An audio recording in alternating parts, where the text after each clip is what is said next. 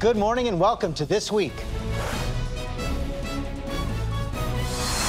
Romney rebounds. You're entitled as a president to your own airplane and to your own house, but not to your own facts. Virtually everything he just said about my tax plan is inaccurate. A big debate win re-energizes his campaign. I enjoyed that debate a couple of nights ago. That was a great experience. And knocks the president on his heels. 4 years ago, I said that I'm not a perfect man and I wouldn't be a perfect president. And that's probably a promise that Governor Romney thinks I've kept. Now, 1 month before Election Day, the big questions. Can Governor Romney double down on his debate win and take control of this race?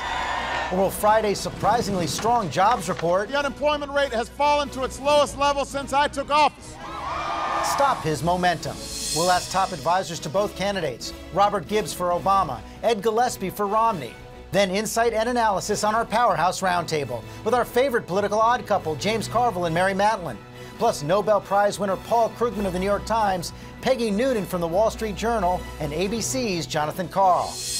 Then, and what would you like for Christmas, little boy? Get it. The week's other political slugfest. Bill O'Reilly joins us live this morning.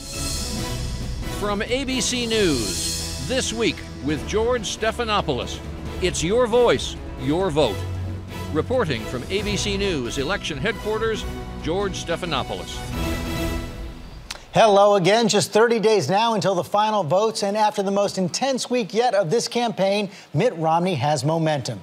National polls show him gaining ground. His crowds have picked up, and last night in Florida, Romney opened up, telling about his last visit with an old friend paralyzed in a tragic accident. They pushed his wheelchair forward, and he came up, and I reached over and put my arm on his shoulder, and I whispered into his ear. And I said, Billy, I love you, and God bless you. I got a call from a friend that he died the next day after that visit. It's rare that you get the chance to tell someone how much you love them when you still can. Can Romney keep gaining ground, or will President Obama maintain his advantage in those battleground states that matter most?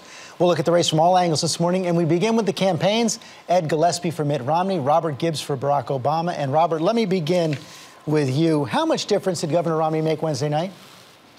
Well, look, George, I think Governor Romney had a masterful theatrical performance just this past week, but the underpinnings and foundation of that performance were fundamentally dishonest. Look, he walked away from the central tenet of his economic theory by saying he had no idea what the president was talking about.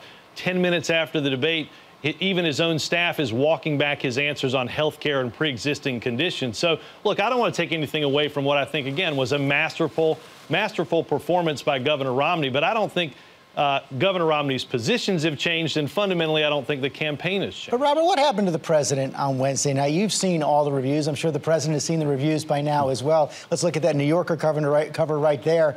It shows the empty podium next to Mitt Romney. The basic line is the president didn't show up on Wednesday night. And I just want to know, when did he know he was beat? Well, look, George, I think the president understood that he hadn't performed up to his own expectations pretty quickly after he got off the stage that night. But look, George, I think what's interesting, it's not, I think it's who showed up on the Republican side. You know, a clone that looked a lot like Mitt Romney that had walked away from fundamentally every position that he'd taken.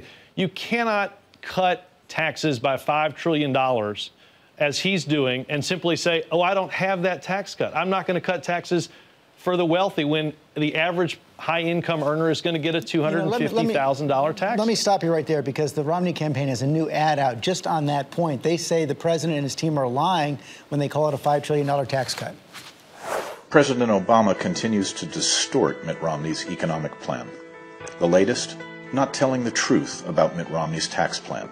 The AP says doesn't add up. ABC News, mostly fiction. Even the Obama campaign admitted it wasn't true.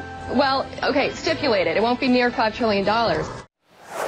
So does the campaign now accept that the cuts will be less than $5 trillion? No, absolutely not. I mean, look, if you're going to reduce the Bush tax rates by 20%, in the estate tax, in the AMT, change the corporate rate, and a whole host of other changes, that adds up in a reduction of revenue of $4.8 trillion. The question for Governor Romney is, what loopholes are you going to close, supposedly, to make up for that revenue? And if you don't close $4.8 trillion in those loopholes, two things happen. Either the deficit goes up or more likely is the middle class is going to see their taxes go up and end up paying for his promise. As you know, Robert, he's stating unequivocally that he will not push the tax cuts if they increase the deficit, and that he will not push them if they force tax increases on the middle class. Well, then he has, then he's got no economic theory. Then he's walked away from 18 months of what this whole campaign's been about. But George, we've seen this movie before where people say, oh, don't worry, it's all going to get paid for, it's fine. When you ask him, what loopholes will you close specifically for wealthy earners to help pay for the $4.8 trillion in reduced revenue, there's no answer. I mean, let's be clear. Paul Ryan a week ago was asked about the math for this, and Paul Ryan said, look, the math takes too long. Well, Mitt Romney's solution is he just decided there wasn't math involved in this problem, and that's absolutely crazy. Look, the only thing he outlined that he would cut in the budget is Big Bird. You know, he's taken the battle straight to Sesame Street and let Wall Street run hog wild. I mean, again, it was a masterful theatrical performance.